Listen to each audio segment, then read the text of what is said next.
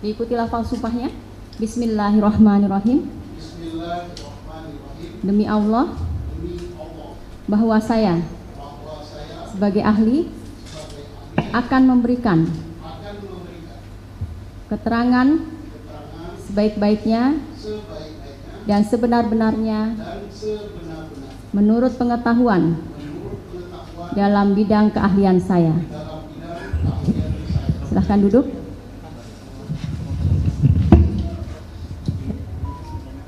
Jadi saudara dihadirkan oleh kuasa dari pemohon. Siap. Silahkan dari kuasa pemohon. Baik, terima kasih Majelis Hakim yang mulia. Yang saya muliakan Bapak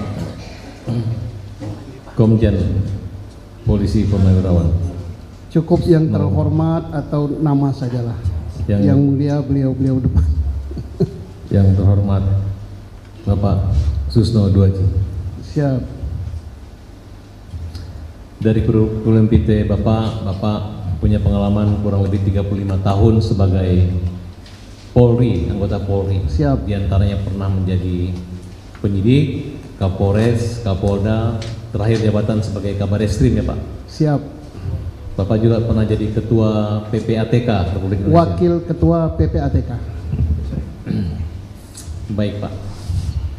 Sepak terjang Bapak dalam keilmuan pengalaman sebagai pembicara di televisi membuat kami tim pengacara dan Sakatata dan keluarga merasa mendapat perlindungan dan kenyamanan karena komentar-komentar pendapat-pendapat ilmiah dan idealis Bapak, termasuk ketika Bapak yakin sekali Peggy akan bebas.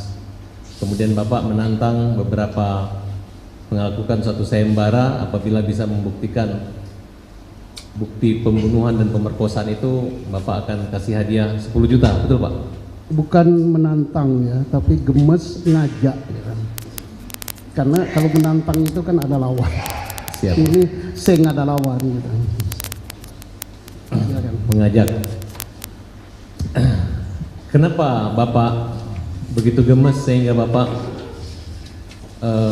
ingin mengajak orang membuktikan apakah benar sehingga putusan dari tingkat pertama sampai penyidikan itu apa kira-kira yang mengganjal di hati Bapak tentang pembunuhan Vina dan Eki di Cirebon 2016 lalu? Sehingga saya waktu itu Bapak bukan menjadi Kapolda di Jawa Barat karena Bapak jadi Kapolda di Jawa Barat tahun berapa Pak? 2008 saya Kapolda di sini. Di Jawa Barat ya. Sampai 2019 adalah 9. Tidak, pertengahan 2008 saya pindah jadi Kabar Eskrim. Siap. Kami lanjutkan Pak.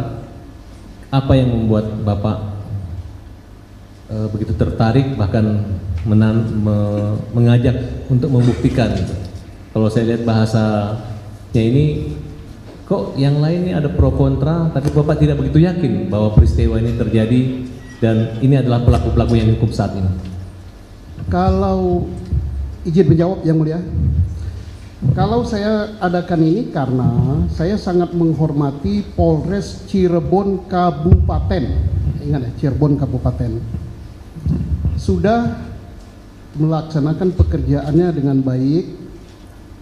Dia sesuai dengan penyidikan, yaitu adanya suatu peristiwa, kemudian dia peristiwa itu apa, pidana apa bukan. Dia simpulkan itu bukan pidana, kecelakaan lalu lintas. TKP-nya jelas, alat bukti jelas, barang bukti jelas. Masa saya membantah Polres yang sudah memutus demikian, Kabupaten. Sampai dengan sekarang putusan Polres Kabupaten ini belum pernah dicabut, gitu ya. Sehingga tahu-tahu di Cirebon kota ada pembunuhan. Maka saya bertanya, pertama yang harus kita ketahui adalah sebelum bertanya ada peristiwanya apa tidak, saya tanya lucus delicti dan tempus delictinya. Mereka sudah tentukan tempus delictinya 27 Agustus 2016. Sekarang baru locus delictinya, tempatnya di mana? Kalau tempatnya di jembatan flyover, setahu saya karena saya Kapolda Jawa Barat itu masuk yurisdiksi Polres Cirebon Kabupaten, dan itu sudah diproses. Mereka tentukan kecelakaan lalu lintas dan tidak berat-berat amat gitu untuk menentukan peristiwa itu kecelakaan lalu lintas. Untuk lalu lintas level polsek saja bisa, apalagi lalu lintas level polres. Itu udah benar menurut saya. Dan saya melihat foto-foto yang ada, kemudian saya melihat dan membaca berkas yang ada untuk pembunuhan di Cirebon yang sudah mempunyai kekuatan hukum tetap. Saya tidak melihat itu ada peristiwanya di Cirebon kota. Kalau di Cirebon Kabupaten ada gitu. Nah, makanya saya ajak, daripada kita ribut-ribut di televisi, di apa-apa, mari buktikan bahwa itu adalah pembunuhan dan terjadi di yurisdiksi Cirebon kota. Saya beri hadiah 10 juta tunai dari uang hasil saya jual kopi ditambah uang pensiun halal itu. Ya. Baik, artinya Bapak sangat menguasai situasi materi daripada peninjauan kembali yang kami ajukan hari ini. Walaupun pertanyaan ini pertanyaan pembuka, tapi Bapak sudah memberi satu pencerahan yang luar biasa buat kami. Pada tanggal 27 itu terjadi satu peristiwa yang dimana ada 3 lokus deliktinya di 3 tempat. Yang menjadi pertanyaan kami adalah 3 tempat di mana sebelum diajatin? Kabupaten apa kota? pertama, kecelakaannya itu di kabupaten pada tanggal 27. Tapi pada tanggal 31, saya ulangi dulu, tanggal 29 Rudiana turun ke Polsek. Rudiana ini adalah ayah dari korban Eki. Kemudian alasannya melihat motor tidak rusak. Nah, sehingga dia melakukan satu penyisiran secara pribadi tanpa ada surat perintah penyelidikan. Kemudian bertemulah dengan Ayep dan Dede di lokasi sekitar jembatan flyover Talun. Kemudian Dede diinterogasi, ditanya, katanya melihat sekelompok anak muda yang pada malam itu berkumpul. Yang kami ketahui bahwa latar belakang daripada Dede itu ada rasa sakit hati. Ya, Dede Ayep rasa sakit hati karena pernah dikeroyok karena ada masalah skandal wanita. Kemudian Rudiana memberi telepon, apabila mereka kumpul lagi silakan hubungin kami. Setelah mereka ada kumpul, Rudiana bersama dengan 3 orang temannya menangkapi mereka tanpa ada surat perintah penyelidikan. Kemudian melakukan integrasi dan penganiayaan, penyiksaan. Setelah itu dibuatlah laporan pidana, yang artinya ada 2 laporan pidana. Yang pertama laka lantas di Polsek Talun, dan kedua pembunuhan 338, yang dimana salah satu yang ditangkap adalah Saka Tatal yang di samping kiri kami ini, Pak Susno. Apakah tindakan Rudiana melakukan penangkapan, membuat laporan polisi, kemudian melakukan penyiksaan sudah memenuhi standar operasional daripada Polri sesuai ketentuan yang berlaku saat itu ataupun saat ini? Mohon saudara ahli menjelaskan. Saya kira kemarin ya penasihat hukum sudah ada putusan dari Pengadilan Negeri Bandung ya untuk perbuatan upaya paksa penangkapan, penahanan, penyitaan, dan ditambah lagi kita berpegang pada hukum acara kita. Saya kira tak perlu saya jelaskan lagi, itu hal yang sangat-sangat simpel ya. Tidak semua polisi atau Polri berwenang menangkap. Tidak semua anggota reserse berwenang menangkap. Yang berwenang menangkap adalah anggota reserse yang diberi surat perintah, terkecuali tertangkap tangan. Apa itu tertangkap tangan? Saya nggak perlu uraikan, itu sama dengan saya ngajari ikan berenang ya. Penasihat hukum lebih tahu itu apa tertangkap tangan. Saya kira itu aja jawaban saya. Salah apa benar? Ya saya tidak menilai itu ya, silakan dinilai sendiri. Apakah peristiwanya tertangkap tangan apa tidak? Apakah dia anggota reserse yang diberi surat perintah apa tidak? Saya belum pernah menanyakan itu. Jadi standarnya bukan saya yang menentukan, hukum yang menentukan. Ya. Baik, kami lanjutkan. Terkait dengan berubahnya laporan peristiwa laku lantas ke peristiwa pidana, apakah itu dibolehkan untuk mendapat dua laporan yang walaupun pada akhirnya berubah dari lalu lintas menjadi peristiwa pembunuhan dan pemerkosaan? Ya ini kan peristiwa, kalau yang di jembatan flyover itu sudah jelas diputuskan oleh Polres Kabupaten Cirebon sampai detik ini kecelakaan lalu lintas tunggal. Nah kalau ada pembunuhan, kalau korbannya sama, yang ini kecelakaan lalu lintas tunggal sudah selesai, yang ini ada pembunuhan tunggal, ada pembunuhan dan perkosaan tadi, korbannya sama, ya maka saya kembalikan. Apa bisa korbannya sama, peristiwanya berbeda, lukusnya berbeda? Silakan dijawab sendiri, majelis hakim yang akan menilainya itu. Apabila terjadi suatu pemeriksaan yang mengejar pengakuan dengan cara-cara penyiksaan, dengan cara-cara kekerasan, intimidasi, menurut pengalaman saudara saksi ahli, apa langkah-langkah hukum yang dapat dikenai tindakan terhadap oknum penyidik ataupun Polri tersebut? Kita sudah menjadi negara yang sangat menghormati HAM yang kita tuangkan dalam hukum acara kita sejak tahun 81 ya. Kemudian Indonesia telah meratifikasi konvensi anti penyiksaan.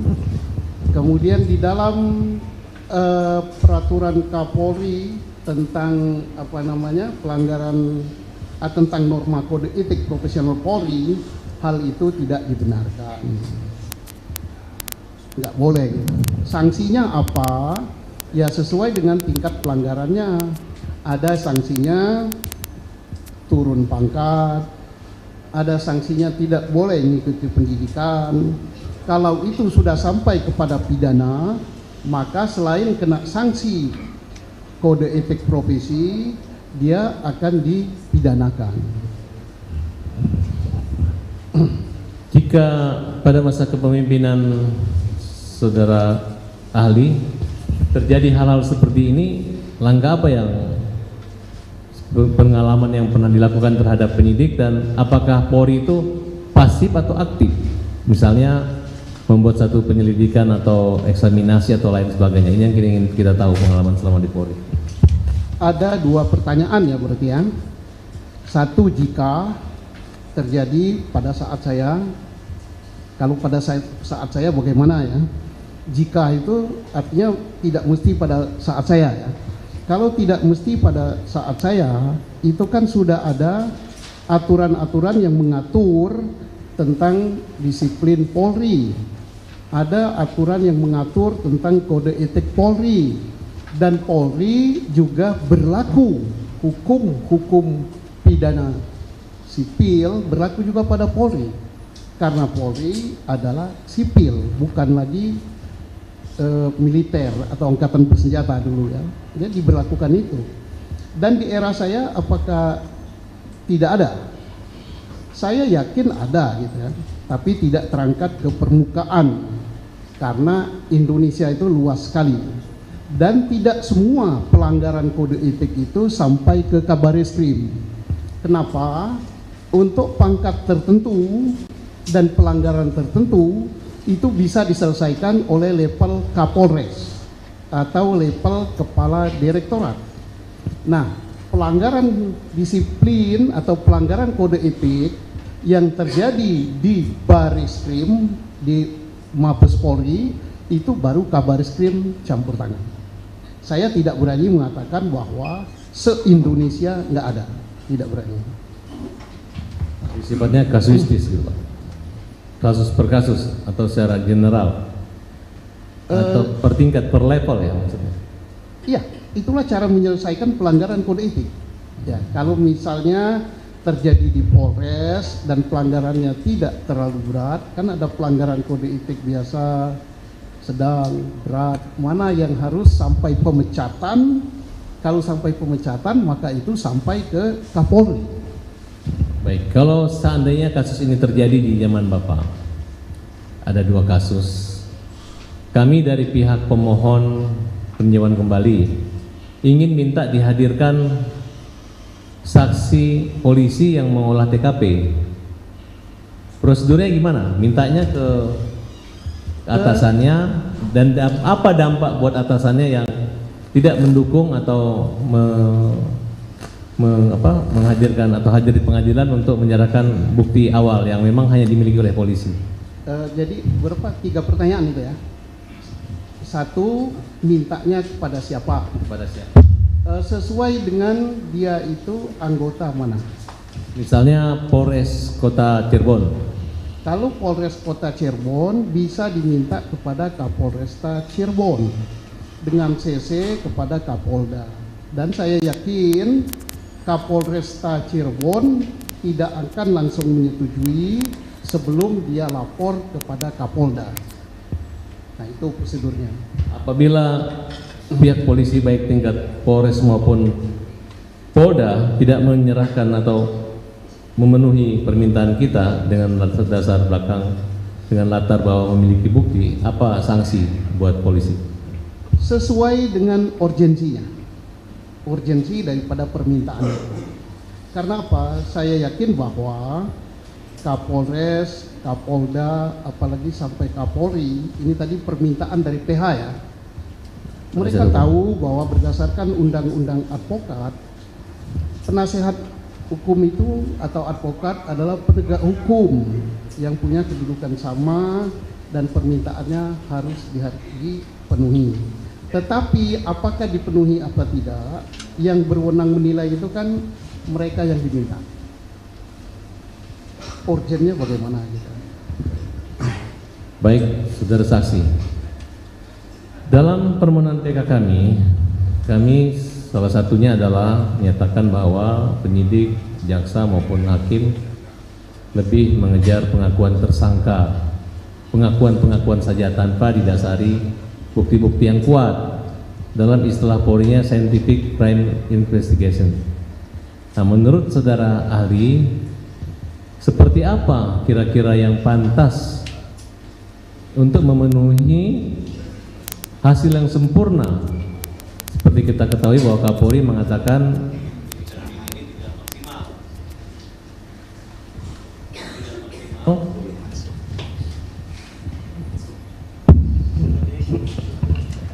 kira-kira pengalaman saudara ahli seperti apa yang pantas dan apa-apa aja termasuk langkah alat bukti apa aja yang harus sempurna agar tidak ada lagi keraguan masyarakat terhadap kasus ini.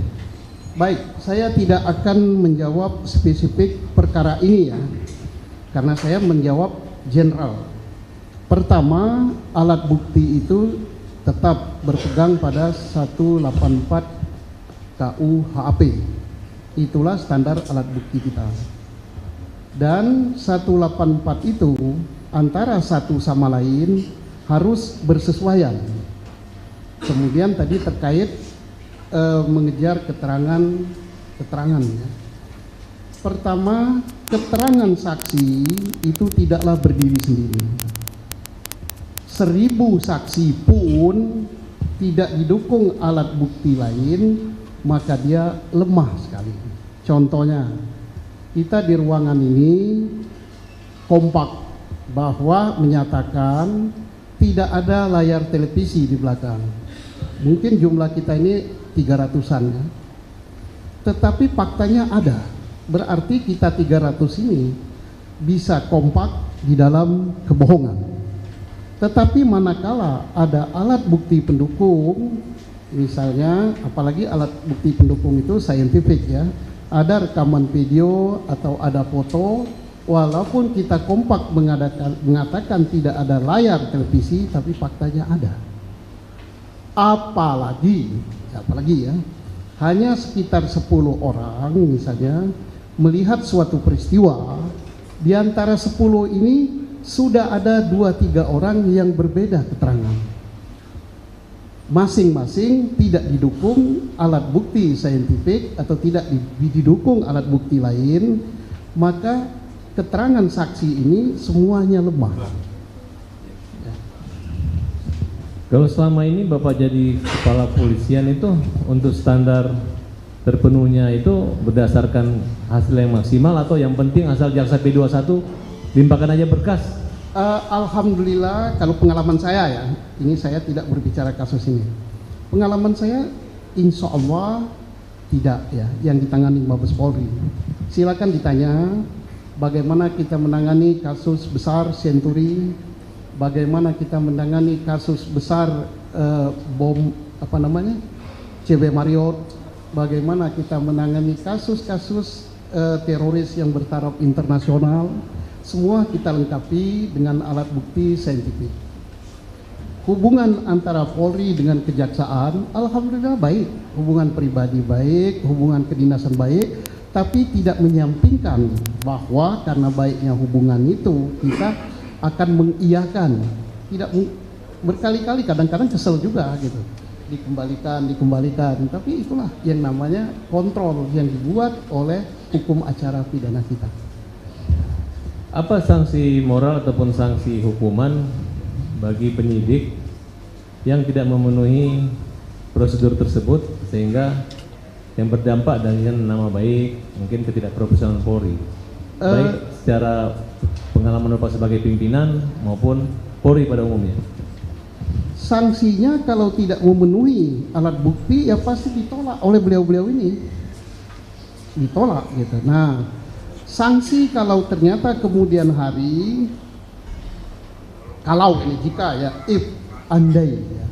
andai terjadi kong kali kong antara penyidik, penuntut, ya mungkin sampai ke hakim, ini kita berandai-andai, jangan dikatakan saya nuduh. Ya jelas masing-masing institusi akan memberikan sanksi ya. Polri dia punya kode etik dan punya propam, kejaksaan pun saya yakin ketat sekali mereka, pengadilan pun demikian. Dan kita berharap memang harus diberi sanksi kalau kita mau menjadi negara hukum yang baik. Apakah hal ini terjadi? Ya bisa saja, wong manusia. Ini andai ya. Saya tidak menukik pada satu kasus. Saya cukup sementara.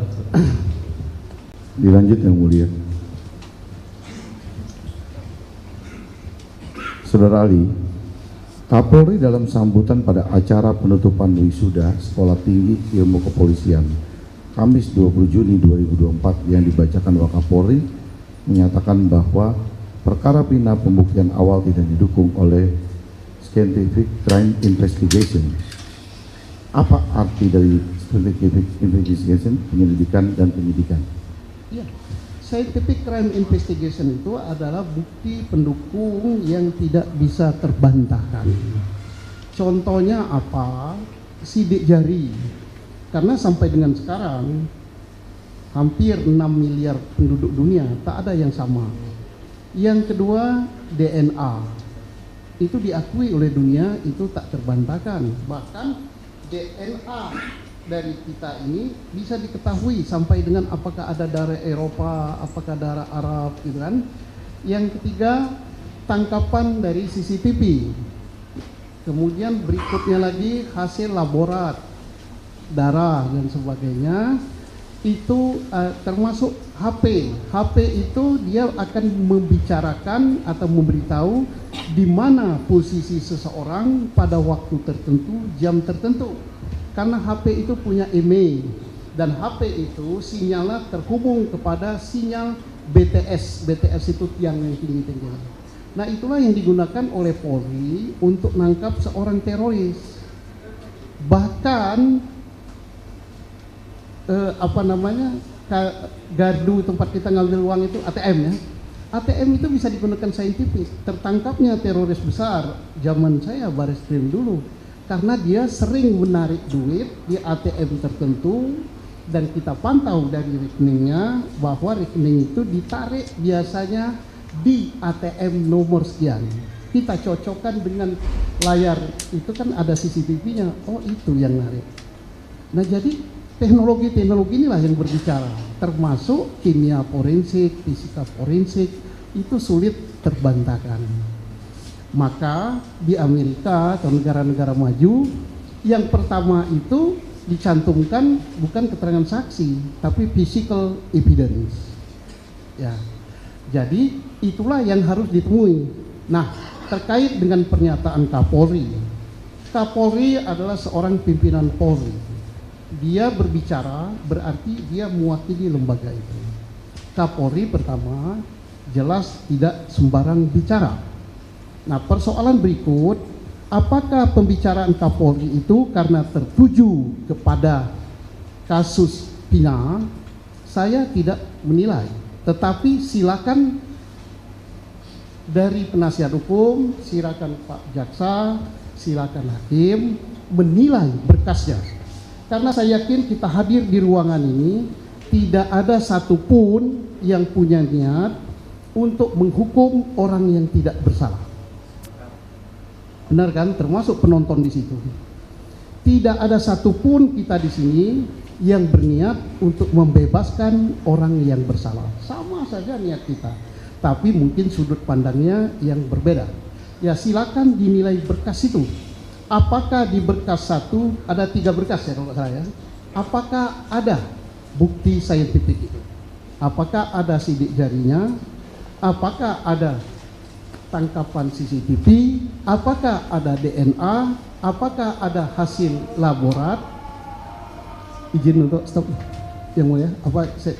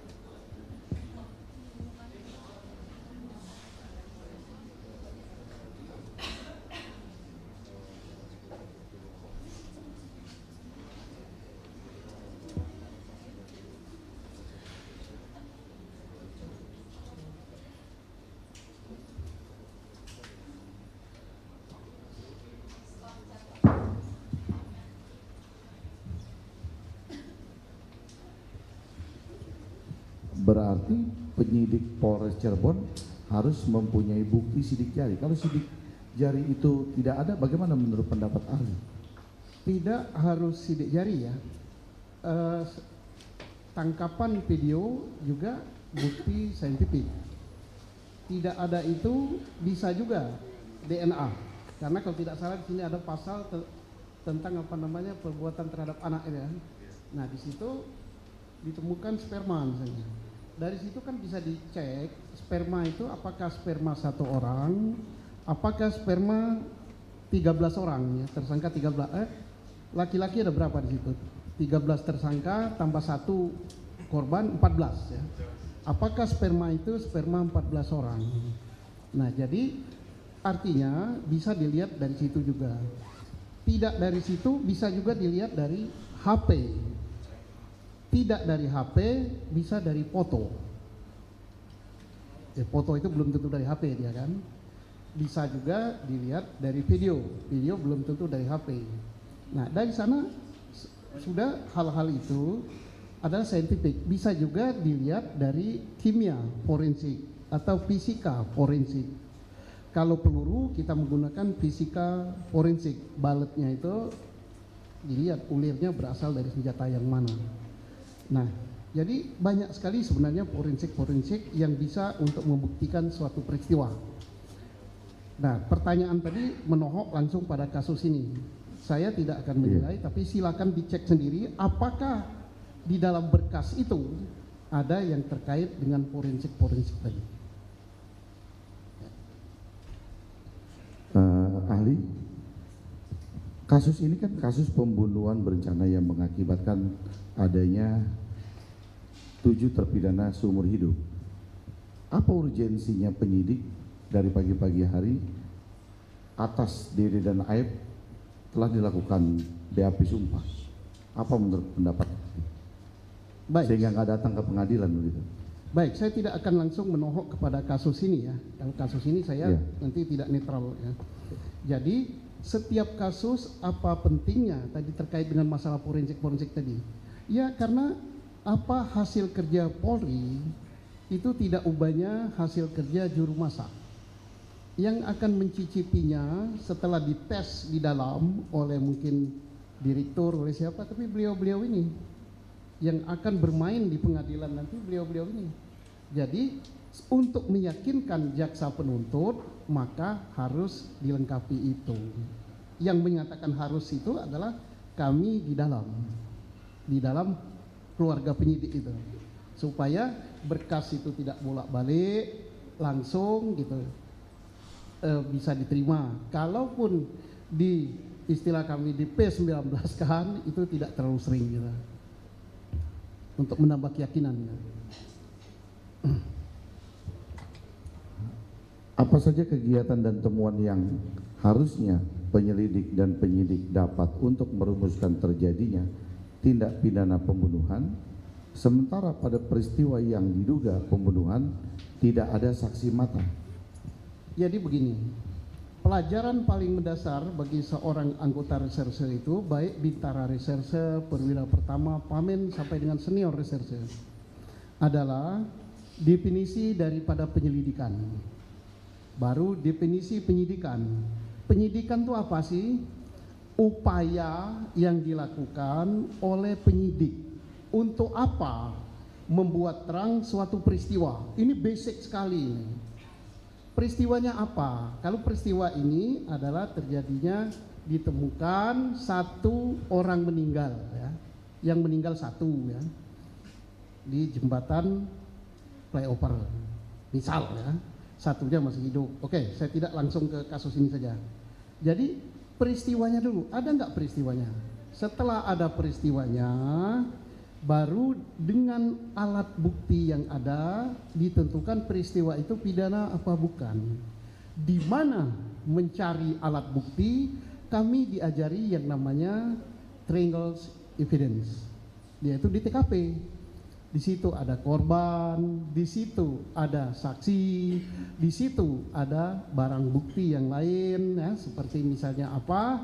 Ada senjata, ada sepeda motor, ada helm dan sebagainya, ada HP. Nah, itulah yang nantinya akan berbicara membuktikan bahwa ini pidana. Kalau pidana, pidananya apa? Jadi tidak bisa langsung ditentukan ada peristiwa, misalnya peristiwanya ada penganiayaan atau ada penusukan, baru dicari TKP-nya, baru dicari alat buktinya. Itu tidak bisa. Kita akan kesulitan sendiri nantinya. Ya. Baik, terima kasih. Ahli, kita lanjutkan. Langkah awal apa yang harus dilakukan oleh penyidik reskrim berkaitan dengan diketemukannya korban tindak pidana pembunuhan di lokasi korban pembunuhan tersebut diketemukan? Menurut bagaimana? Tidak mungkin peristiwa itu akan disebut pembunuhan, ya. Karena untuk menyatakan pembunuhan harus tahu dulu peristiwanya. Polisi tidak mungkin dia akan katakan kecuali tertangkap tangan, ya. Ditemukan misalnya jenazah entah 2 entah 3 di suatu tempat, kemudian polisi tadi atau penyidik tadi akan mencari alat bukti di sekitar TKP. Apa alat bukti? Siapa saksi yang mengetahui? Kemudian saya katakan tadi ada enggak HP di situ, ada darah di situ, ada senjata di situ, segala macam. Kemudian setelah pulang ke kantor itu diolah. CCTV memberikan tangkapan layar apa. Kemudian dari barang bukti di situ menghasilkan sidik jari apa tidak. Nanti sidik jari itu akan dicocokkan dengan sidik jari lain. Baru dia tentukan setelah gelar perkara, oh ini pembunuhan. Baru dicari siapa pelakunya. Siapa pelakunya itu bukan ditangkap orang baru dicocokkan alat bukti, tapi dengan alat bukti itu kita bisa tahu oh pelakunya ini. Sehingga kalaupun ada gugatan pra peradilan dan sebagainya ya tidak masalah karena sudah ditemukan alat-alat bukti yang mendukung bahwa dialah pelakunya. Dan ini amanat daripada UHAP kita yang mendefinisikan penyidikan adalah upaya membuat terang suatu peristiwa pidana apa bukan dengan alat bukti yang ada untuk menentukan siapa pelakunya. Jadi siapanya itu paling belakang kecuali tertangkap tangan.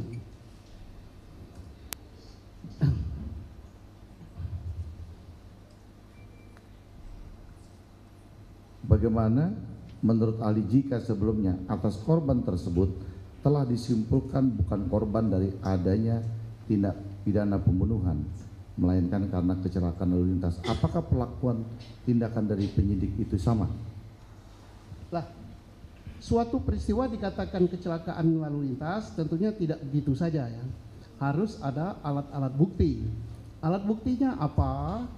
Ya bisa korbannya bisa korban luka ringan, bisa luka berat, bisa juga sampai korban meninggal.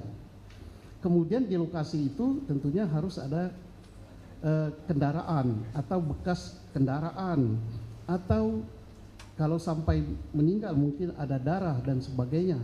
Nah dengan itulah alat-alat bukti yang ada bahwa ini adalah kecelakaan.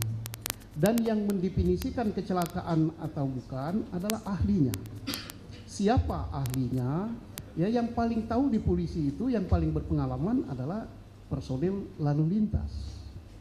Kemudian lalu lintas tentunya tidak bekerja dengan sendirinya. Dia meminta pisem. Kemudian dia bisa juga meminta yang namanya fisika evidence gitu, dengan atau metallurgy evidence. Misalnya sepeda motor tergores sekian banyak dan sebagainya gitu. Nah, ini dia bisa menentukan, oh ini kecelakaan lalu lintas. Oh, ini bukan pembunuhan dan sebagainya. Jadi itu harus dilakukan. Nah, sekarang kalau bukan kecelakaan lalu lintas bisa saja misalnya ada peristiwa lain. Tapi untuk menentukan peristiwa lain tidak bisa ujuk-ujuk, sama saja prosesnya baik kecelakaan lalu lintas maupun pembunuhan harus didukung oleh alat bukti. Dan alat bukti itu supaya tidak terbantahkan didukung dengan alat bukti forensik. Baik, terima kasih. Dilanjut rekan saya. Saudara ahli, saya ingin bertanya karena saudara ahli sepertinya menghindar dari pertanyaan pada pokok perkara. Saya ingin bertanya ke hal yang umum dulu. Bila ada anggota masyarakat curiga telah terjadi peristiwa pidana, apa yang harus dilakukan secara prosedur? Mohon diulangi, anggota masyarakat. Bila anggota masyarakat curiga telah terjadi peristiwa pidana, apa yang harus dilakukan? Ya, atas informasi yang diterima itu, Polri selaku penyidik menerima informasi itu, kemudian dia punya tolak ukur. Ya. Tolak ukurnya adalah alat bukti. Apakah peristiwa itu betul pidana, apakah betul itu pembunuhan. Mau 1000 orang yang berkata itu pembunuhan, kalau bukan dia yang berwenang, yaitu informasi. Nah, informasi itu harus dibuktikan dengan alat bukti. Ya, Kalau tidak ada alat buktinya, ya Polri tidak boleh terbawa oleh informasi-informasi. ya, Saudara Ali belum sampai sana, saudara. Gimana? Tapi belum sampai sana, belum sejauh itu. Ya. Jadi pertanyaan saya, ini masyarakat ada mencurigai terjadi peristiwa pidana, dia harus melakukan apa? Lapor ke polisi, ya Pak? Begitu Pak Ali? Jadi hukum di negara kita ini tidak berdasarkan kecurigaan ya, tapi Ya. berdasarkan pembuktian, standar pembuktiannya jelas. SOP bekerja pun sudah diatur di dalam guidance box kita, yaitu hukum acara. Silakan siapa yang merasa gitu lapor. Ya, lapor polisi. Ya, Setelah dia lapor polisi ahli, apa langkah yang akan dilakukan oleh pihak kepolisian dari laporan tersebut? pertama menganalisa laporan itu memenuhi syarat apa tidak, unsurnya sudah lengkap untuk melakukan tindakannya apa? Tindakan penyelidikan. Ya. Untuk menyelidik peristiwa itu, setelah lengkap ya minimal 2 alat bukti baru ditingkatkan menjadi penyidikan. Sepengetahuan ahli, kegiatan penyelidikan itu apa saja? Lingkup ruangan penyelidikan. Penyelidikan itu sebelum dilakukan penyidikan. Ya, lingkup kegiatan penyelidikan. Kegiatannya untuk ternyata misalnya kita mencari alat-alat bukti, menambah informasi, itu masih dalam penyelidikan. Informasi yang kita terima mungkin dari si A telah terjadi ini, kan polisi kan harus mencari informasi-informasi lain, siapa yang melihat, siapa yang mendengar, siapa, segala macam lah yang nantinya akan ditingkatkan untuk diperiksa menjadi saksi. Ya. Kalau sudah memeriksa saksi, sudah pro justisia, itu sudah penyidikan. Kapan menjadi penyidikan? Ya, manakala sudah pro justisia, Kapan prosesnya? manakala minimal 2 alat bukti. Oke. Jadi ahli, pada perkara ini Aibtu Rudiana telah membentuk tim bersama Gugun Gumilar, Andi Saprudin, Dodi Irwanto dengan melakukan mendatangi TKP pelopor, kemudian mendapat informasi dari Ab dan Dede, kemudian melakukan tindakan penangkapan kepada 8 orang, Sudirman, Suprianto, Jaya, Eka Sandi, Hadi Saputra, Eko Ramadhani, Aldi, dan Saka Tatal.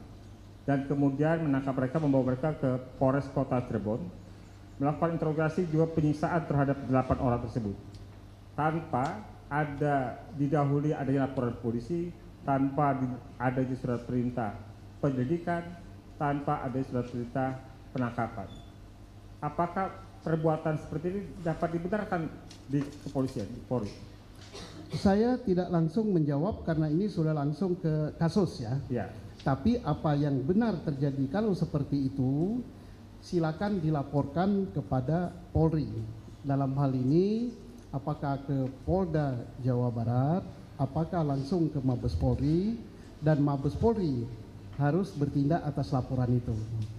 Tapi secara general, ya, secara umum, bukan pada menohok pada kasus Cirebon, bukan pada kasus Rudiana, bahwa ada, tadi sudah saya jelaskan kalau nggak salah dari awal tadi, tertangkap tangan dengan tidak tertangkap tangan. Kalau tertangkap tangan itu siapapun boleh menangkap, diserahkan kepada yang berwenang. Kalau tidak tertangkap tangan, ada aturannya sudah saya jelaskan tadi. Ya. Kan ahli 35 tahun ya menjadi penyidik. Pertanyaan kami, apakah hal seperti itu dibenarkan selama ahli menjabat dengan jabatan terakhir Kabar Reskrim?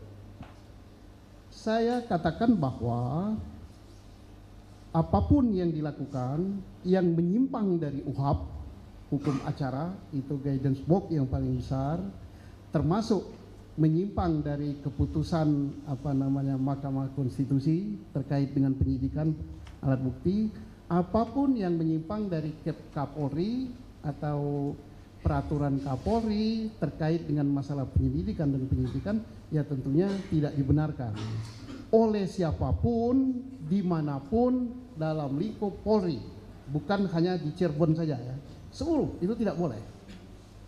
Nah mungkin kalau bagaimana terjadi di Cirebon, ya saya sudah katakan seluruh Indonesia tidak boleh seperti itu. Nah apakah mungkin hal itu terjadi? Ya namanya satuan yang besar, Polri itu 400.000 lebih gitu, anggota reskrimnya 100.000 lebih. Ya mungkin saja, saya tidak berani menyatakan tidak mungkin terjadi. Ya semuanya serba mungkin gitu. Ya. Pada perkara Sakatatal ini, Pak Ahli, dari putusan yang ada bisa kita baca bersama. Sebagai tadi mana ahli singgung soal scientific crime investigation, di pada 3 perkara nomor 16, 3 dan 4 tidak ada bukti sidik jari, tidak ada bukti DNA, tidak ada bukti CCTV, tidak ada hasil lab, tidak ada hasil handphone atau percakapan, tidak ada juga foto. Dengan banyaknya yang kosong dari scientific investigasi ini, scientific crime investigation ini, kalau dalam posisi ahli sebagai penyidik, apakah perkara dengan perkara pembunuhan atau pemerkosaan yang tidak didukung oleh scientific crime investigation bisa naik ke tingkat penyidikan? Pertanyaan ini karena sudah menohok pada kasus, tidak saya jawab, tapi saya yakin ini dicatat oleh Yang Mulia. Ya. Jadi biar Yang Mulia yang mencatat, yang meneruskan pada itu. Saya akan berupaya untuk tidak sampai ke to the point kasusnya. Oke. Saudara ahli, apabila dalam suatu perkara pembunuhan ada dilakukan oleh lebih dari 1 orang, ya, dilakukan oleh 10 orang, kita nggak sempurnakan sebagaimana kasus 10 orang, sementara ada 3 lainnya berstatus DPO. Pembunuhan itu kemudian dirumuskan sebagai 340 pembunuhan berencana, namun unsur perencanaan dan mens rea dilekatkan semua pada DPO. Ketika 7 tersangka diperiksa sehingga sampai dengan proses kasasi itu terbukti bersalah. Kemudian hari kepolisian menyatakan 3 DPO itu fiktif, sementara unsur perencanaan 340-nya ada pada 3 DPO termasuk mens rea yang motif. Atas hal tersebut, pendapat ahli, apakah unsur 340 yang telah menjebloskan 7 terpidana lainnya itu masih bisa terpenuhi dengan dinyatakannya oleh polisi sendiri bahwa DPO itu fiktif? Sehingga Yang Mulia yang mencatat ini sudah sampai kasus, dan menurut PH-nya apa yang disampaikan bahwa tidak ada bahwa tidak ada, sehingga politis dengan saya Kan tidak langsung kepada kasus ya ahli? tadi nama Sakatatal Tidak disebut, nggak disebut. Tidak ada, saya tidak menyebut nama tadi. Contoh kasus, jadi Ya, begini. saya tidak menyebut nama. Saya lebih general lagi ya. Pembunuhan itu kalau pembunuhan berencana kan ada peran masing-masing ya. Peran masing-masing itu A sebagai ini, B sebagai ini, kemudian untuk menentukan berat ringannya hukuman. Nah sekarang kalau pelaku utama justru otak daripada pelaku itu justru tidak ada atau fiktif, Nah, yang lainnya bagaimana gitu kan? Yang utama saja fiktif, yang merencanakan yang fiktif gitu. Ya ini pelaku lainnya yang fiktif juga gitu. Tapi bukan kasus ini ya.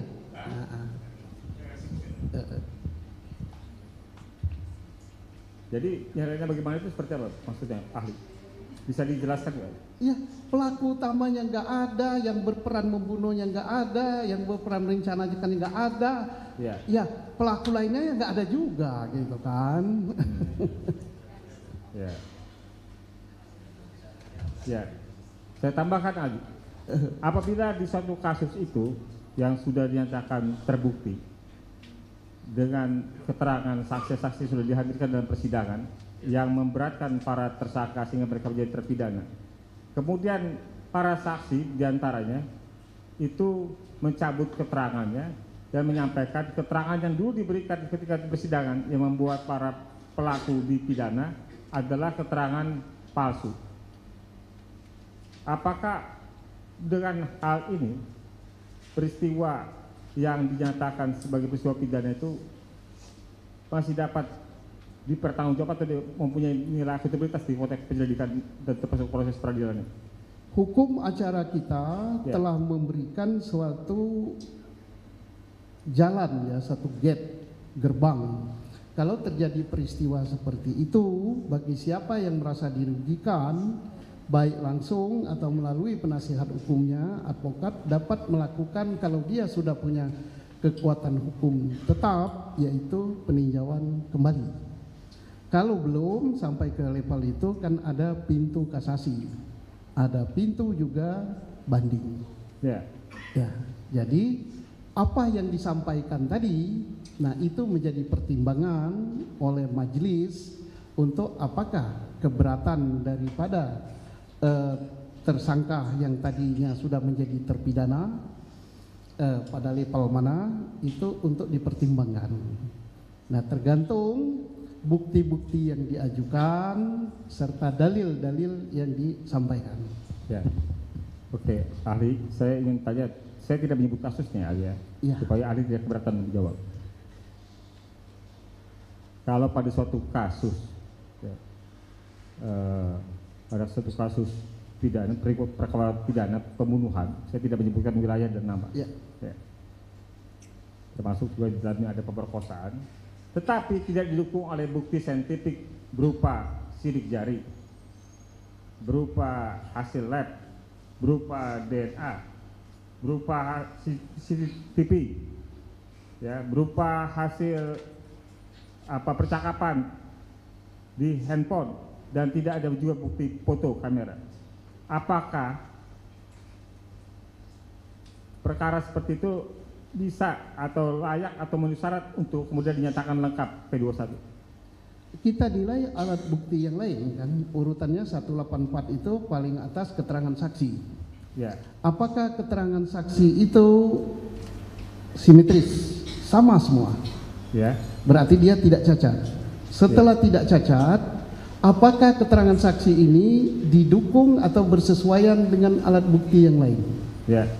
Kalau tidak bersesuaian dengan alat bukti lain, apalagi satu sama lain sudah saling bertentangan, maka keterangan saksi itu lemah sekali. Ya. Oke, masih ada pintu berikut, yaitu keterangan ahli. Ya. Nah, keterangan ahli ini terkait dengan keahlian apa dia? Misalnya, dia ahli di bidang fisika forensik yang akan melihat bulat itu alur senjata. Dia menyatakan bahwa peluru ini berasal dari senjata ini. Maka itu bisa dengan keterangan ahli. Keterangan ahli tidak dicukup dengan itu, dengan dia ngomong saja, tapi harus didukung dengan keterangan yang lain, dengan surat. Apakah keterangan yang lain lagi? Dengan keterangan terdakwa. Tapi kalau keterangan terdakwa sudah tidak ada atau dia tidak mengakui, keterangan ahli tidak ada, surat tidak ada, yang ada hanya keterangan saksi. Keterangan saksi pun sudah tidak simetris, tidak didukung alat bukti yang lain, yaitu lemah namanya. Artinya tidak layak untuk jadi dinyatakan P21 lengkap? Layak apa tidaknya yang menilai beliau-beliau ini. Oh. Karena yang akan bermain di lapangan beliau yang akan menghadapi yang mulia. Beliau yakin apa tidak gitu.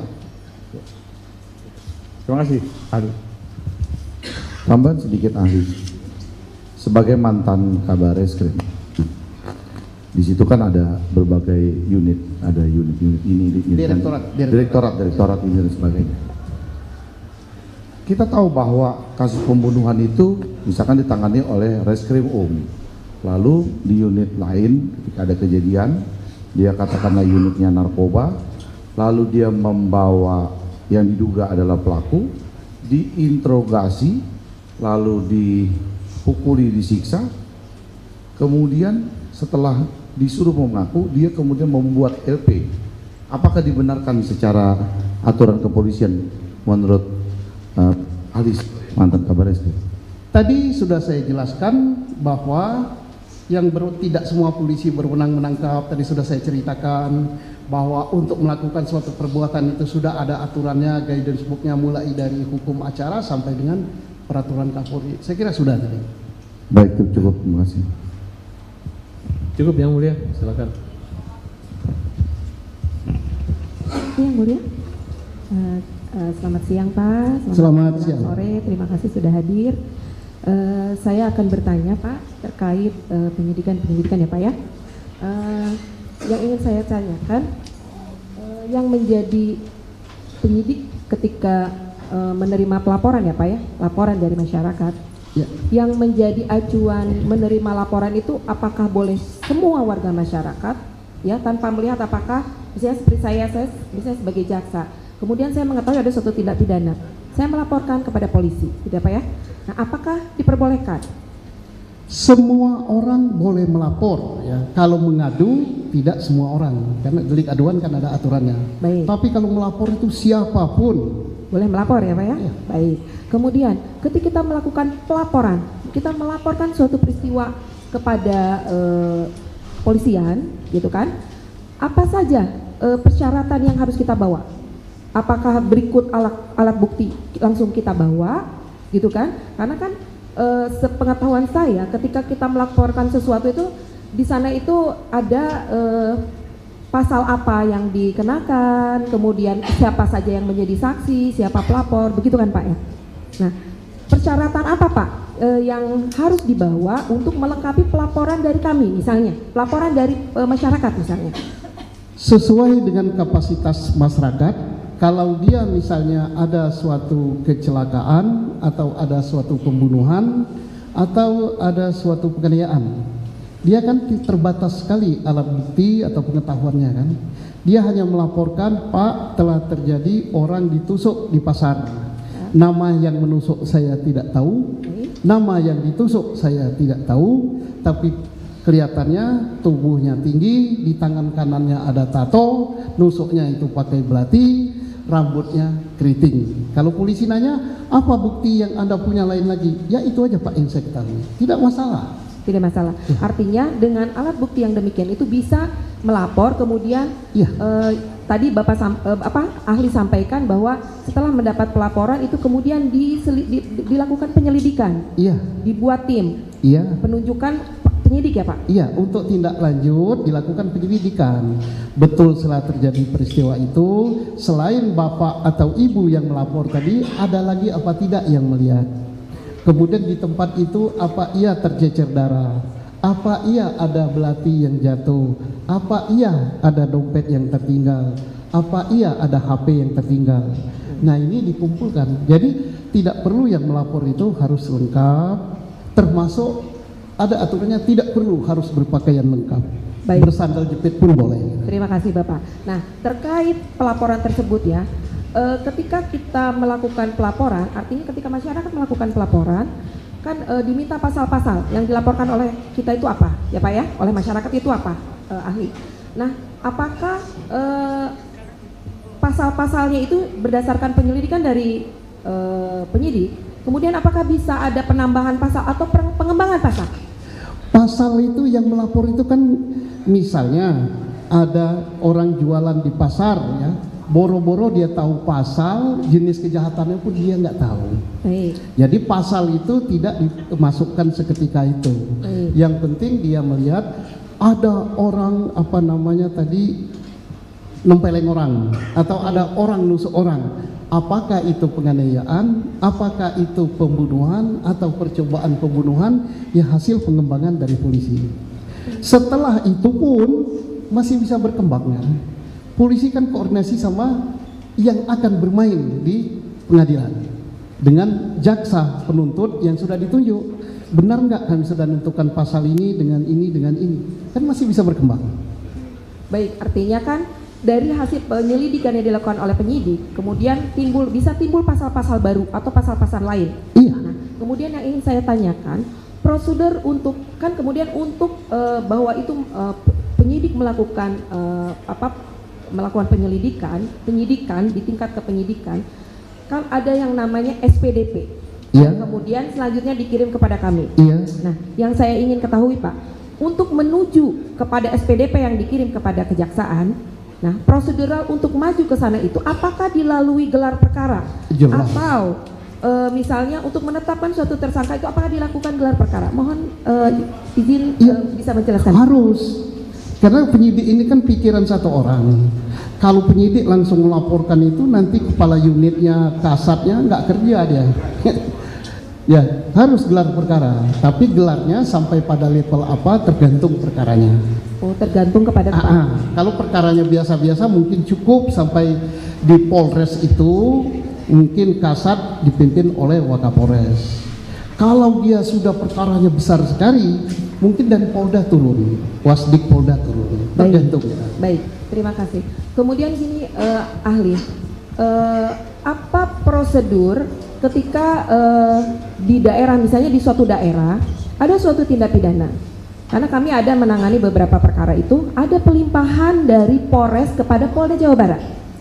Nah, apa prosedur pelimpahan dari Polres kepada Polda Jawa Barat? Nah, apa yang menjadi tolak ukurnya? Kemudian apa yang menjadi persyaratannya? Terus mengapa harus ditarik oleh Polda Jawa Barat? Apakah ada kriteria tertentu? Mohon dijelaskan. Oke, jadi peralihan perkara ya yang mengenai. Baik, ya. Bisa dari Polres dialihkan ke Polda, bisa juga dari Polda diturunkan ke Polres, serba mungkin itu.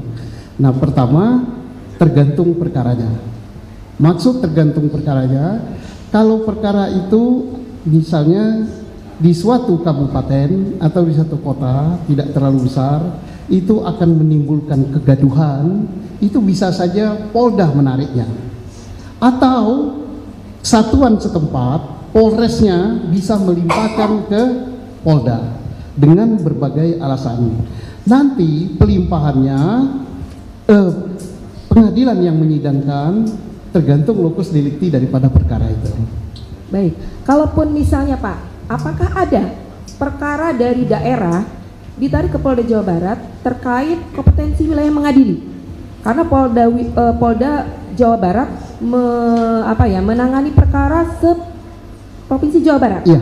Artinya seperti itu ya Pak. Iya. Nah, apakah untuk penanganan perkara yang satu tempus dan lokusnya ada di beberapa tempat, kemudian ditarik ke Polda Jawa Barat, apakah itu banyak Pak ditangani sepanjang Bapak? Ada beberapa. Tahun. Misalnya yang menyangkut wilayah antara Jogja dengan Semarang. Di Klaten itu dekat sekali dengan Jogja, dekat sekali dengan Jawa Tengah. Bisa itu ditarik ke markas besar, satuan lebih tingginya.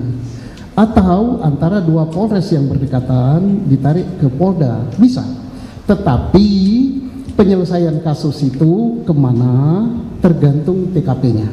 Diserahkan artinya ke kejaksaan mana, dari kejaksaan itu tentunya menyerahkan ke pengadilan mana. Pengadilannya adalah sesuai dengan lokus delikti daripada perkara itu. Artinya beberapa wilayah kabupaten juga, kalau tempus lokusnya di beberapa wilayah kabupaten, artinya bisa ditarik ke Polda Jawa Barat. Baik. Nah, kemudian yang ingin saya tanyakan lagi terkait perkara laka lantas Pak, izin.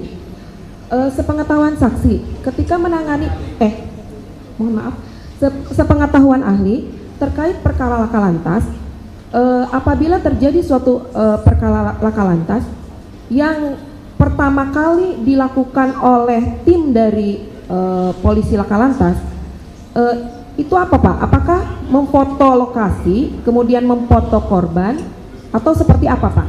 Mohon izin penjelasannya. Pertama yang harus dilakukan, jiwa manusia itu nomor satu. Kalau masih ada yang hidup, itu harus segera dilarikan ke rumah sakit. Itu.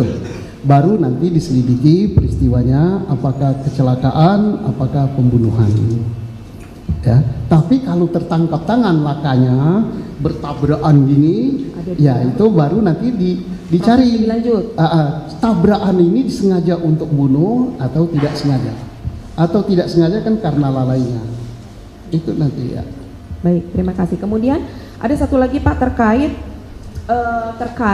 penetapan DPO ya Pak ya.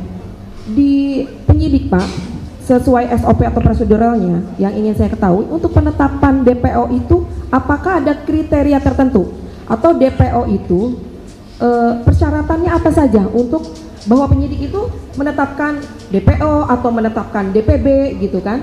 Apa ada persyaratan khusus yang ahli ketahui terkait hal itu?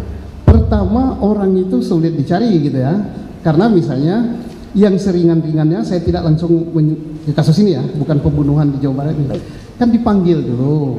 Begitu dipanggil sekian kali nggak ada, didatangi, dijemput pun orangnya hilang, baru di DPO kan. DPO pun formulirnya sudah jelas, nama, alias, tempat tanggal lahir, kemudian kalau di Indonesia agama dicantumkan, nama orang tua, pekerjaan, ciri-ciri fisik, misalnya mata sipit seperti saya gitu, ditulis juga gitu kan.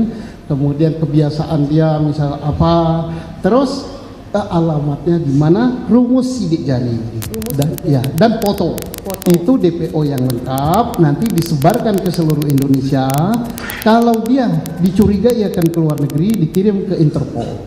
Nah, yang ingin saya tanyakan, kebanyakan berkas dari teman-teman penyidik, banyak DPO itu yang tidak ada foto.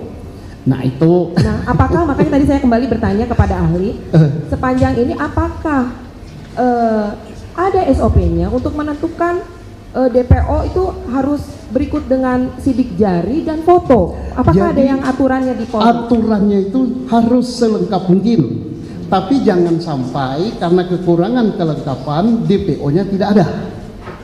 Misalnya alamatnya jelas, kan untuk cari fotonya kan gampang zaman sekarang, dibuka di internet.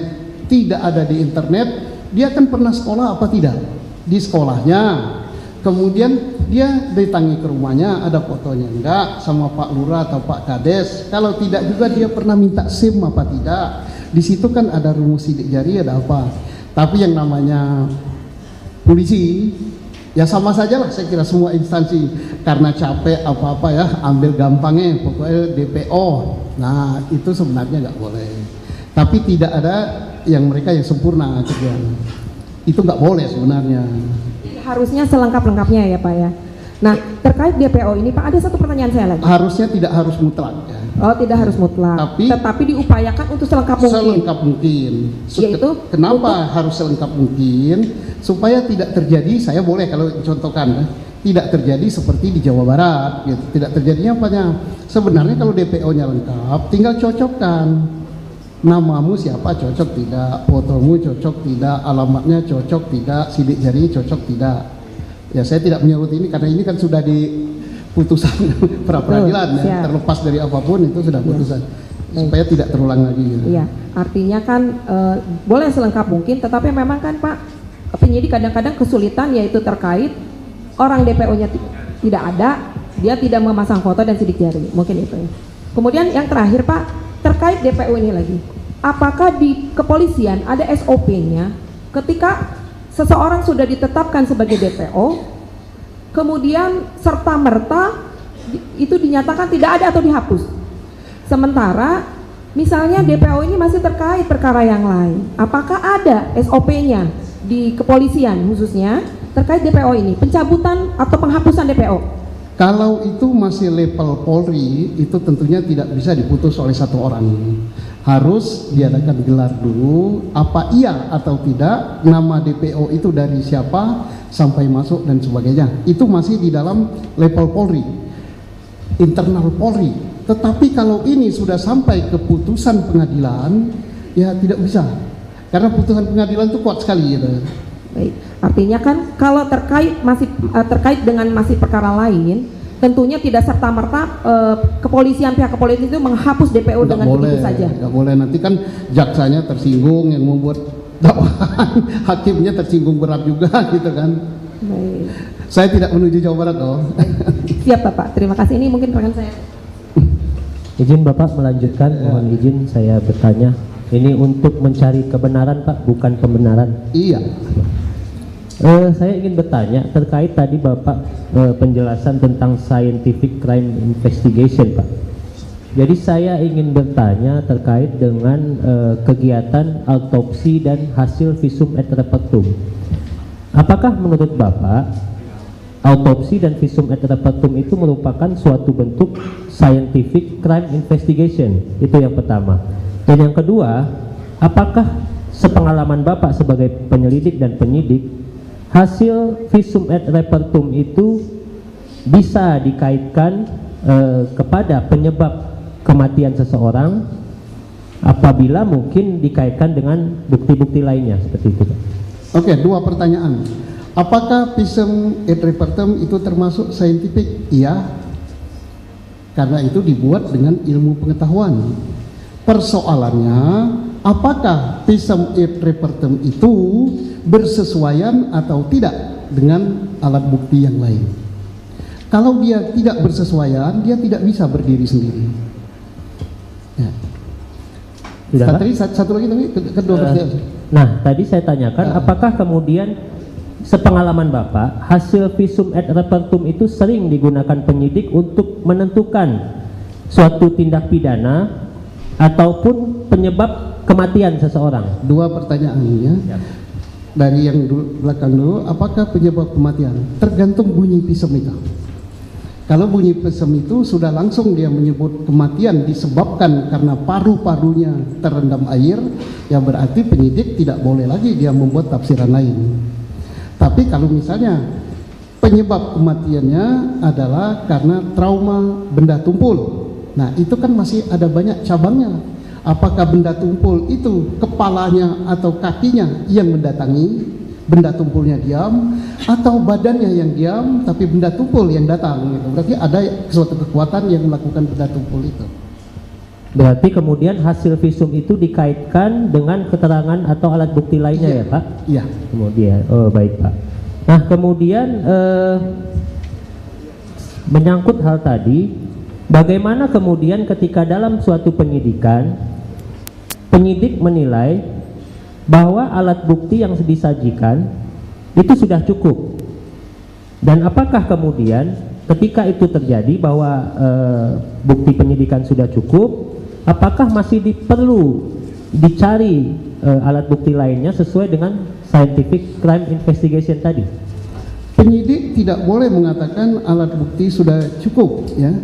Yang bisa menentukan sudah cukup dan itu sudah memenuhi untuk pembuktian di pengadilan adalah jaksa penuntut umum. Tidak bisa penyidik. Maka jaksa penuntut umum bisa mengembalikan berkas itu untuk dilengkapi. Tidak bisanya apa? Tidak akan diterima kalau penyidik membuat tafsiran sendiri. Nah,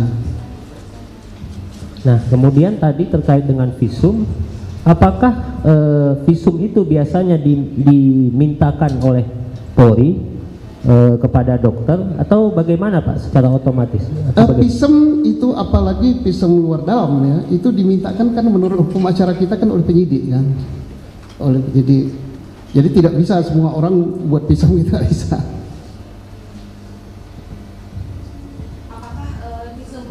Apakah visum itu penyidik dilengkapi, biasanya dilengkapi dengan, jadi kan untuk menerangkan hasil visum kan kita penuntut umum kan tidak bisa mereka atau tidak bisa membaca hasil visum sendiri ya Pak ya. Apakah biasanya dari ahli ya ahli selama ini gitu, apakah visum itu selalu diimbangi dengan keterangan dokter yang melakukan visum atau yang melakukan pemeriksaan di situ? Jadi bisa saja. Visum itu kan keluar mungkin minim sekali ya.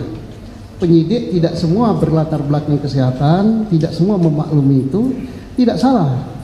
Dia panggil, yang Anda maksud dengan trauma benda tumpul itu apa? Dibuat berita acara sendiri, sehingga dia nanti menjadi keterangan ahli. Ya, jadi sudah 2 alat bukti yang kita dapat. Ya. Ya. Mungkin cukup. Terima kasih Bapak atas keterangannya. Yang mulia, Yang mulia. yang mulia. Kami tambah sedikit. Tolong kacamata hitam diganti dengan yang putih Ini ya. bisa silau ya? Untuk Apanya yang silau? lampunya. Oh, masa silau, kami juga dari tadi nggak silau. Ya. Maksudnya kalau pakai kacamata hitam kita nggak tahu apakah tidur atau tidak gitu loh. Siap. Penyimak atau tidak gitu. Begitu juga dengan pengunjung sidang ya yang pakai kacamata hitam, tolong dibuka. Nah, ya. Ya. Glukoma. Kenapa? Oh, glukoma. Boleh kalau glukoma. Apakah ini glukoma juga? Saya ngantuk aja kalau keterangan. Nah, kan benar kan 1.800. Ya, Supaya nggak ngantuk saya pakai kacamata hitam. Yang mulia. kita Baik. semua kacamata hitam semua di sini kan? Baik. Silahkan lanjutkan. Lama nggak bertanya jadi saya ngantuk. Saudara ahli, Ya. saya minta diterangkan arti P21 itu apa ya kalau istilah polisi itu? P21 itu sebenarnya format ya, surat itu kan masing-masing instansi kan punya nama. Dari instansi beliau ini kalau dulu dia mengembalikan berkas itu kan ada belangko format surat itu namanya P19. P21 itu adalah sesuatu yang dinanti-nantikan oleh penyidik. Kadang-kadang penyidiknya berdoa pakai kemenyan, doa-doanya mudah-mudahan P21 gitu. Artinya pekerjaan penyidik itu sudah benar, perkara itu di take over oleh beliau-beliau ini. Di take over berkas, di take over barang bukti, termasuk di take over tersangkanya. Itu surat yang dinanti-nantikan, sama dengan surat pacar dari jarak jauh gitu. Nah, biar nggak tegang. Artinya di sini sudah nampak jelas. Ketika sebuah perkara tindak pidana pembunuhan atau pemerkosaan, Ya. ketika belum P21 berarti dinyatakan belum lengkap. Ya. Dan jaksalah yang memberi petunjuk apakah ini termasuk perkara pembunuhan, pemerkosaan atau lalu lintas atau digabungkan. Tanggung jawab siapakah ketika perkara sudah di P21 dan sudah dilimpah ke kejaksaan tinggi umpamanya? Tanggung jawab hukumnya jelas kepada penuntut umum. Tanggung jawab moralnya tetap berada di Polri. Tidak bisa Polrinya melepas. Seperti sekarang kan Polri selalu diminta. Jadi ada 2 tanggung jawab. Kita secara moral bertanggung jawab. Secara hukum sudah di tangan beliau. Kalau misalnya sampai di tangan beliau ini pikir-pikir, waduh terlanjur menerima, ternyata nggak beres juga. Dia kan masih punya yang namanya penghentian penuntutan. Baik. Jika terjadi hal seperti ini, di mana para saksi mencabut semua laporan, keterangan di pengadilan, kemudian pengakuan, kemudian nampak juga kekurangan kelemahan dari jaksa penuntut umum yang tidak menghadirkan saksi utama dan dengan modal sumpah di tingkat kepolisian aja, koreksi apa yang dapat dilakukan oleh baik jaksa penuntut umum atau kepolisian? Saya serahkan kepada yang mulia majelis. Mungkin sudah jadi catatan itu. Ya kan itu kan ingin menyampaikan ada upaya mungkin gelar kembali pertemuan antara jaksa dan Polda Jabar untuk mengkoreksi kembali kemungkinan di dalam jawaban ataupun secara yuridis ya perkara yang sudah dilimpahkan, yang sudah P21 sudah menjadi tanggung jawab beliau. ya itu yang saya tanyakan. Apakah lagi Memungkinkan nggak tiba-tiba P21 dikembalikan lagi jadi P19? Oh tidak mungkin. Maksud kami sudah putusan ini kan namanya koordinasi. Kalau koordinasi mungkin setelah dilimpahkan di sini kan berkas itu kan balik lagi ke Polri. Bukan, maksud saya setelah putusan setelah putusan Mahkamah Agung ini kan PK. Ini upaya hukum luar biasa gitu. Ya. Karena tadi saudara ahli mengatakan P21 itu seperti surat cinta. Ya. Satu kebahagiaan yang luar biasa, ternyata segala bukti sudah terpenuhi, udah tanggung jawab jaksa. Jaksa yang bertanggung jawab gitu. Jaksa yang mengemas lagi di tingkat penuntutan, pembuatan dakwaan maupun penuntutan. Ya. Nah, adakah koreksi? Mungkin ya kalau saya lihat ya kemarin ini jaksa tetap menolak bukti novum kita, nggak ada sedikit pun menyadari bahwa ada kekurangan, kira-kira seperti itu. Saya tidak akan menilai itu ya. Nanti kalau saya menilai sudah level novum, ini beliau sudah nyatakan. Baik, pertanyaan terakhir. Yang menilai Mahkamah Agung nanti. Ya ibu yang nyampaikan, yang mulia. Pertanyaan terakhir. Karena ini menyangkut perubahan tindak pidana dari kecelakaan lalu lintas di tingkat Polsek dan dirubah menjadi pasal 338 dan 340. Apakah ke depan perlu ditinjau kembali tentang penanganan perkara lalu lintas? Mungkin dikembalikan ke perhubungan atau tetap dilakukan polisi. Kenapa? Karena kalau susah kita mengkoreksi, kalau misalnya polisi dengan mudah lalu lintas pindah ke sana, siapa? Kalau misalnya itu kembali ke Departemen Hubungan, tiba-tiba terjadi kejanggalan, mungkin masih bisa disidik oleh polisi untuk tindak pidananya gitu. Kira-kira saran daripada ahli tentang hal ini. Saya kira ini tidak berpindah dari lalu lintas menjadi pembunuhan ya. Karena lalu lintas itu di Polres Cirebon tidak pernah Polres Cirebon merubah menjadi pembunuhan dan tidak pernah melimpahkan perkara lalu lintas ke Polres Kota. Tapi kalau di luar pengetahuan saya, misalnya ada pelimpahan, saya tidak tahu. Bentar, tapi tidak menohok situlah. Hari itu ada LP ya? Waktu lalu lintasnya ada kan? Nah itu yang disembunyikan LP lalu lintas. Maaf yang mulia, saya langsung berdialog.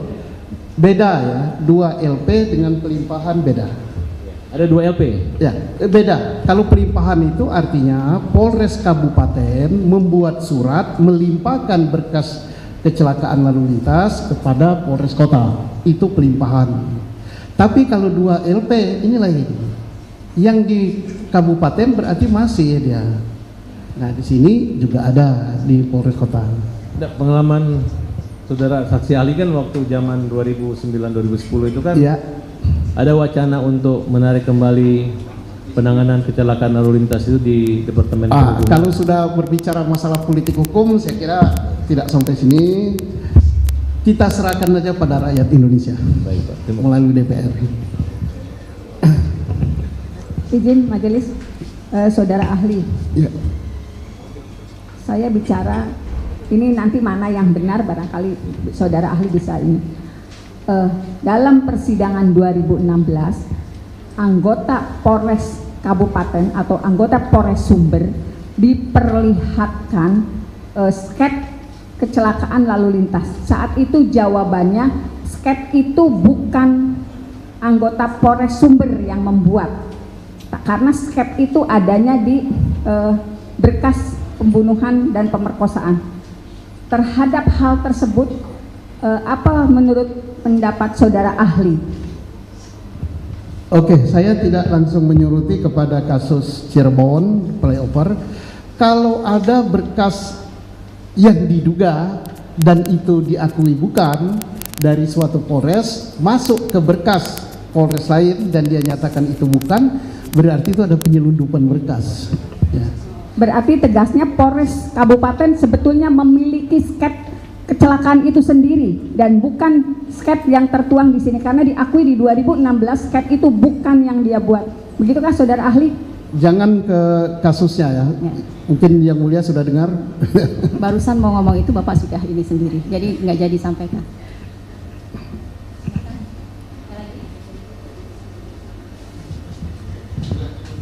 Cukup yang mulia. Dari kuasa pemohon sudah cukup, dari termohon juga sudah cukup ya. Terima kasih untuk keterangannya sore hari ini.